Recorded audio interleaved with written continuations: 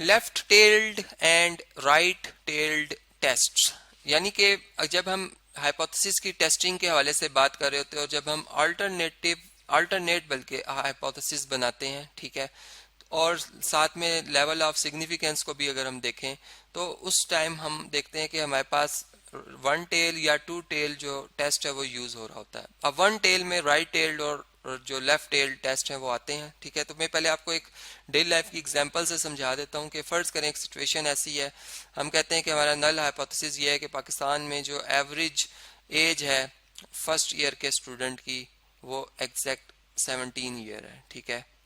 और इसका अल्टरनेट जो हाइपोथेसिस है वो ये है कि जो एवरेज एज है वो 17 ईयर से ज़्यादा है, ठीक है जी।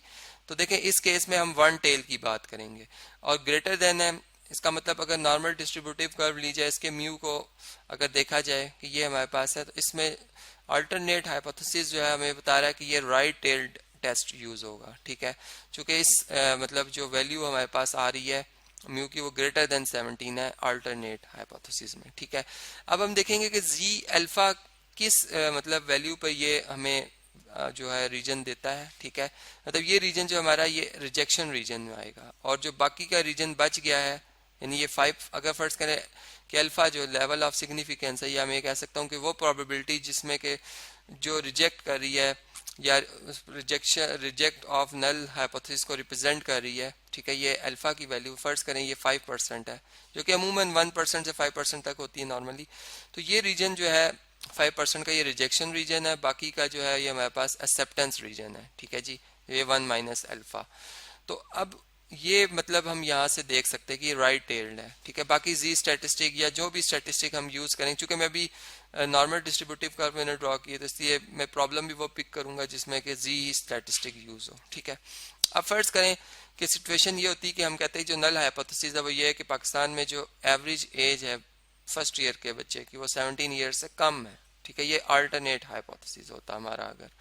तो अब लेवल ऑफ सिग्निफिकेंस अगर फर्ज करें यही है 5% ही है, तो इस केस में अब हम जो लेफ्ट साइड पे ये रीजन 5% का है ये ले लेंगे, ठीक है। ये हमारा रिजेक्शन रीजन आ जाएगा और बाकी जो हमारा रीजन होगा वो एक्सेप्टेंस रीजन है, ठीक है। मतलब इस बात को मैं जरा एक्सप्लेन कर देता हूँ कि ये मतलब लेफ्ट टेल्ड हो गया, ठीक है, पहले राइट टेल्ड था अब ये लेफ्ट टेल्ड है। लेकिन अब मैं रिजेक्शन रीजन किस सेंस में कह रहा हूँ, क्या रिजेक्ट करना है क्या एक्सेप्ट करना है, इस बात को जरा एक्सप्लेन कर देता हूँ मैं। कि फर्ज करें कि जब हम अपना स्टैटिस्टिक जी स्टैटिक फर्क करें, इसमें स्टैटिस्टिक यूज होता है चूंकि हम कहते हैं अगर स्टैंडर्ड डेविएशन नोन है हमें पॉपुलेशन का, ठीक है, और सैंपल साइज जो मर्जी हो, तो अब इसकी वैल्यू और जो जी अल्फा की वैल्यू यहाँ पे नेगेटिव में आ रही है, ठीक है। फर्ज करें ये इससे कम आ जाती है जी अल्फा से ये वैल्यू इसकी, ठीक है। तो इसका मतलब कि हम ये कहेंगे कि अब हमने जो हमारा नल हाइपोथेसिस है ये रिजेक्ट होगा, ठीक है। और अगर जी की वैल्यू ग्रेटर आ जाती है नेगेटिव जी अल्फा से, ठीक है, तो हम कहेंगे एक्सेप्ट करेंगे हम नल हाइपोथेसिस को, ठीक है।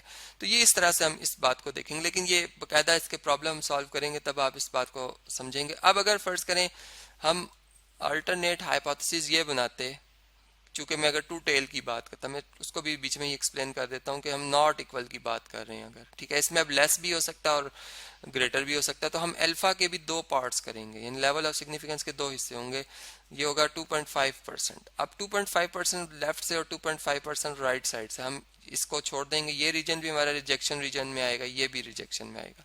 चूंकि ये बेल शेप्ड है सिमेट्रिक है इस कर्व में, ठीक है, तो जो जी अल्फा की वैल्यू यहाँ पे आएगी वही इधर नेगेटिव में आएगी हमारे पास, ठीक है।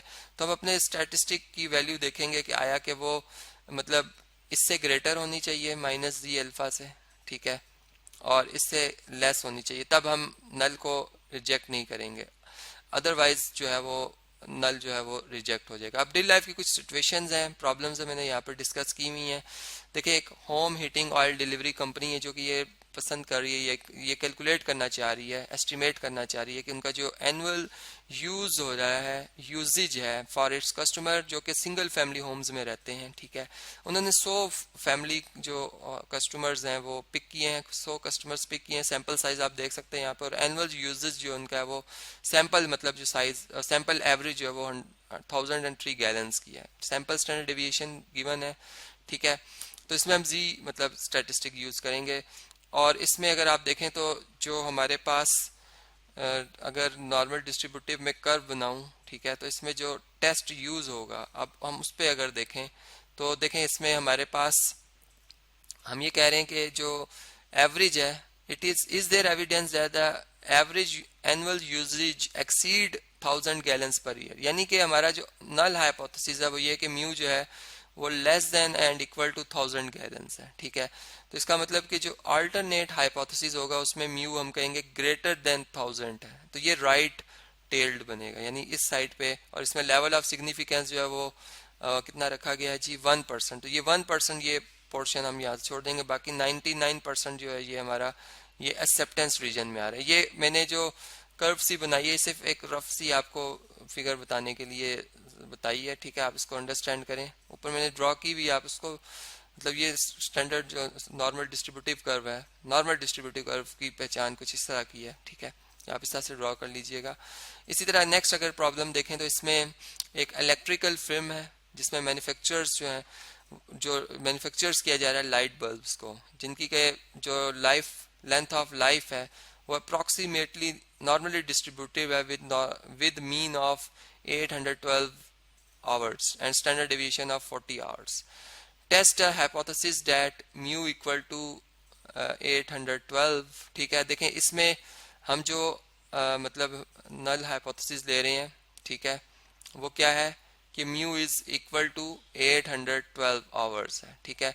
जबकि इसमें अल्टरनेट जो हाइपोथेसिस है वो हमारा क्या है कि म्यू इज लेस देन 812, तो ये लेफ्ट टेल्ड है, ठीक है। इसमें लेवल ऑफ सिग्निफिकेंस जो रखा गया है वो 5% का जो है वो रखा गया है जी। तो इसमें आप देख सकते हैं कि जो हमारे पास लेवल ऑफ सिग्निफिकेंस है वो कितना आ रहा है हमारे पास, वो 5% आ रहा है।